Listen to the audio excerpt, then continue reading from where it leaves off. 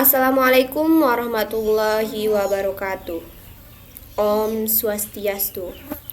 Perkenalkan, nama saya Ronia Apriani dengan NIM 181308109. Pada video kali ini saya akan membahas tentang tes awal praktikum biokimia, yaitu analisis urin pada penderita diabetes. Kita langsung saja ke soal nomor 1.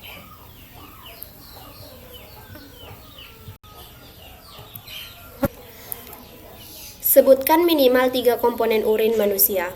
Jawabannya, pada keadaan normal, urin pada manusia mengandung berbagai ion seperti ion Ca2+, Mg2+, iodium, klorida sebagai NaCl, urea, kreatinin, amonia, asam urat sulfat, fosfat, oksalat, asam amino, vitamin, hormon, dan enzim.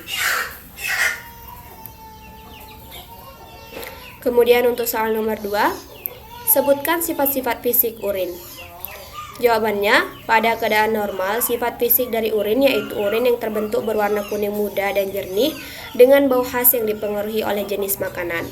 Berat jenis urin yaitu 1,003 sampai 1,030 dan pH yang bersifat asam yaitu 6 dan juga bervariasi antara 4,9 sampai 8. Dalam keadaan abnormal, urin manusia mengandung glukosa, benda keton, protein, dan berbagai senyawa lainnya seperti pigmen empedu, darah, dan porfirin.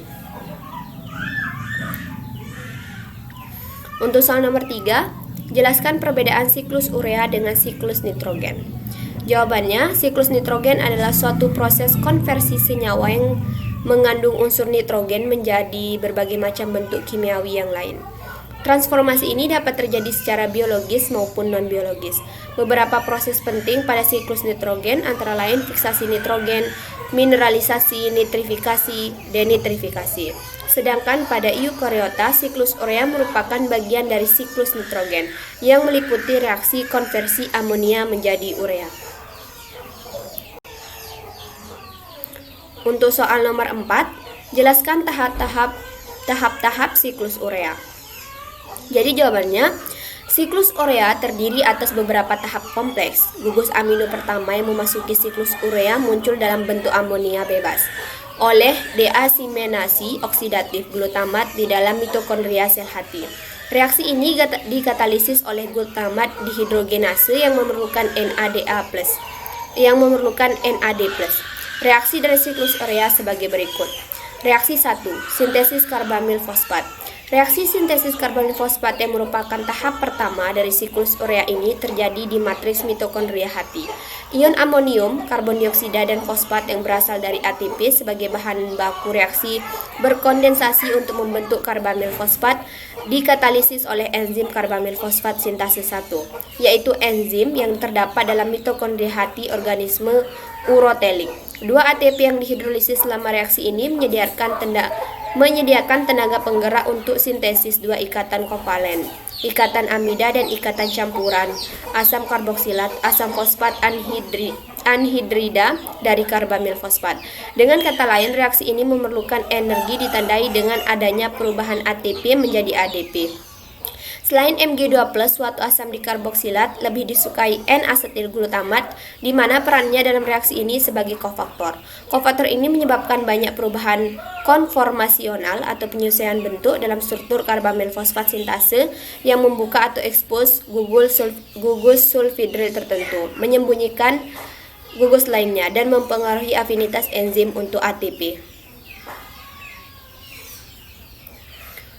Kemudian, reaksi 2 sintesis sitrulin. Setelah reaksi sintesis karbamil fosfat, selanjutnya adalah reaksi sintesis sitrulin, di mana reaksi ini terjadi di matriks mitokondria hati, sama seperti reaksi sintesis karbamil fosfat. Pemindahan gugus karbamil dan dari karbamil fosfat ke ornitin membentuk sitrulin ditambah PI atau ortofosfat atau fosfat anorganik dikatalisis oleh enzim L-ornitin transkarbamoilase mitokondria hati. Reaksi sangat spesifik untuk ornitin dan keseimbangan cenderung kuat ke sintesis sitrulin. Reaksi 3, sintesis asam argininosuksinat. Reaksi asam argininosuksinat merupakan reaksi pertama yang terjadi di sitosol hati. ditandai dengan masuknya ornitin atau hasil reaksi sebelumnya ke sitosol.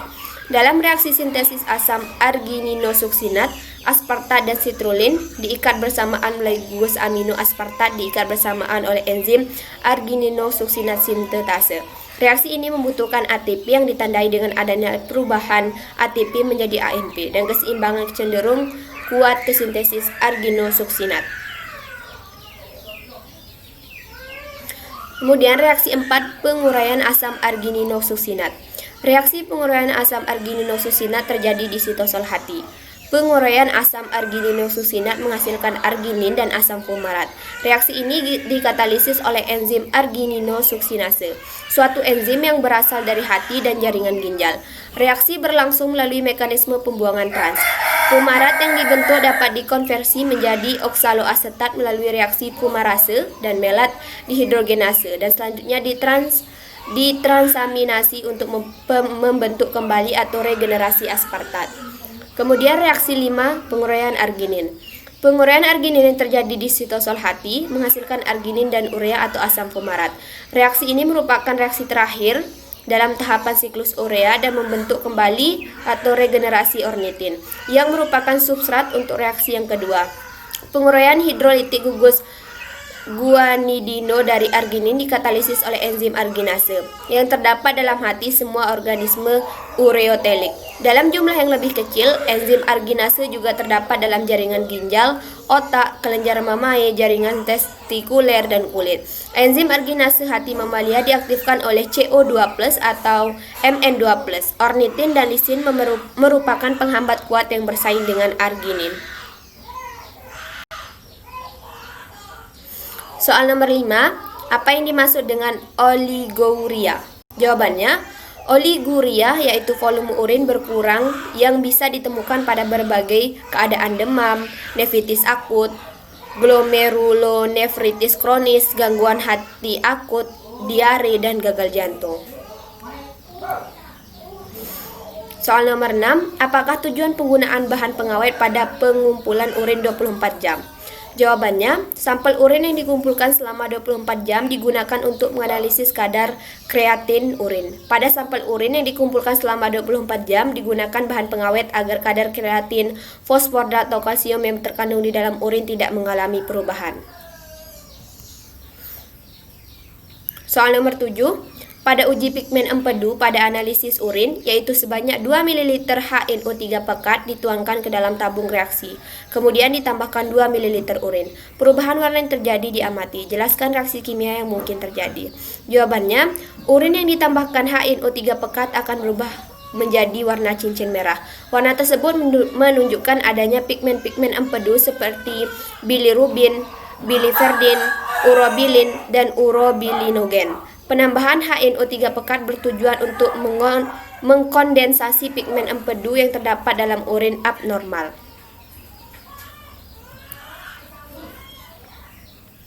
Soal nomor 8, pada uji koagulasi dilakukan dengan langkah sebanyak 5 ml urin dimasukkan ke dalam tabung reaksi, kemudian dididihkan. Endapan yang terbentuk adalah protein atau fosfat. Selanjutnya ditambahkan 5 tetes asam asetat. Bila endapan tetap ada, menandakan ada protein, sebab fosfat akan larut dalam suasana asam. Tuliskan reaksi yang terjadi. Nah, jawabannya, protein dalam urin apabila dipanaskan akan terkoagulasi akibat kenaikan suhu, sehingga protein dan fosfat terendapkan, dan penambahan CH3COH untuk mengetahui adanya protein yang mengendap. Kemudian untuk soal nomor 9, tuliskan reaksi yang terjadi pada uji Heller. Reaksi antara protein dalam urin dengan HNO3 pekat membentuk cincin akibat denaturasi protein oleh HNO3 pekat. Reaksi yang terjadi dapat dilihat pada gambar.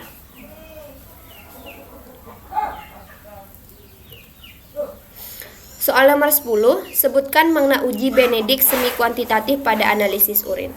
Jawabannya, adanya glukosa dalam urin dapat dinyatakan berdasarkan sifat glukosa yang dapat mereduksi ion-ion logam tertentu dalam larutan alkali. Untuk mengetahui kandungan glukosa dalam urin dapat dilakukan secara semi kuantitatif dengan uji Benedict. Uji ini tidak spesifik terhadap glukosa, tapi pada gula lain yang mempunyai sifat mereduksi dapat memberikan hasil yang positif. Gugus aldehid atau keton bebas gula akan mereduksi kuprioksida dalam reaksi Benedict menjadi kuprooksida yang berwarna. Dengan uji ini dapat diperkirakan secara kasar atau semi kuantitatif kadar gula dalam urin. Soal nomor 11, jelaskan uji penetapan kadar kreatinin urin. Kadar kreatinin dalam urin dapat ditentukan dengan mereaksikan sampel urin dengan asam pikrat jenuh dalam suasana basah. Metode ini dikenal sebagai metode Jaffe, yang merupakan salah satu metode kolorimetri.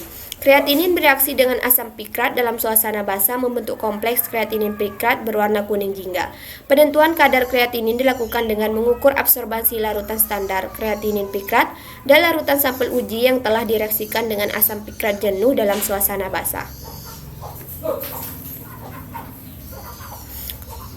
Soal nomor 12, uji indikasi atau Obermeyer sebanyak 8 ml urin dan 8 ml reaksi Obermeyer dicampurkan dalam tabung reaksi. Kemudian ditunggu beberapa menit dan ditambahkan 3 ml kloroform.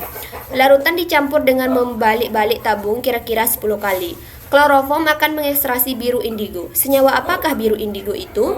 Jawabannya, pada uji indikan atau Obermeyer menunjukkan adanya biru indigo yang terbentuk dari hasil oksidasi gugus indoksil oleh reaksi Obermeyer yang mengandung FeCl3 dalam HCl pekat. Soal nomor 13, pada uji benda keton atau Rothera, yakni sebanyak 5 ml urin dimasukkan ke dalam tabung reaksi, ditambahkan kristal amonium sulfat sampai jenuh, kemudian ditambahkan 2-3 tetes Na nitroprusid dan 1-2 tetes amonium hidroksida pekat. Didiamkan selama 30 menit. Hasil positif ditandai oleh warna ungu. Apa yang menyebabkan terjadinya warna ungu pada reaksi di atas? Jawabannya, yang menyebabkan terjadinya warna ungu adalah adanya reaksi sampel dengan Na nitroprusida, yang mana jika terjadi cincin ungu pada perbatasan kedua lapisan cairan, maka urin menghasilkan uji yang positif mengandung benda keton. Nah, reaksinya dapat dilihat pada gambar. Ini merupakan reaksi uji Rothera. Soal nomor 14, jelaskan peran enzim argininosuksinat liase. Jawabannya, peran enzim argininosuksinat liase adalah untuk memecah L-argininosuksinat menjadi fumarat dan L-arginin. Soal yang terakhir yaitu soal nomor 15. Seiring dengan makin lamanya berpuasa, otak mulai menggunakan badan keton sehingga glukosa darah dapat dipertahankan.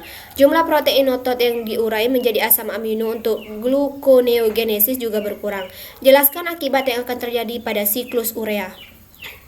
Jawabannya, seiring dengan makin lamanya berpuasa, otak mulai menggunakan badan keton sehingga glukosa darah dapat dipertahankan. Jumlah protein otot yang diurai menjadi asam amino untuk gluconeogenesis juga berkurang, sehingga juga terjadi penurunan pembentukan urea.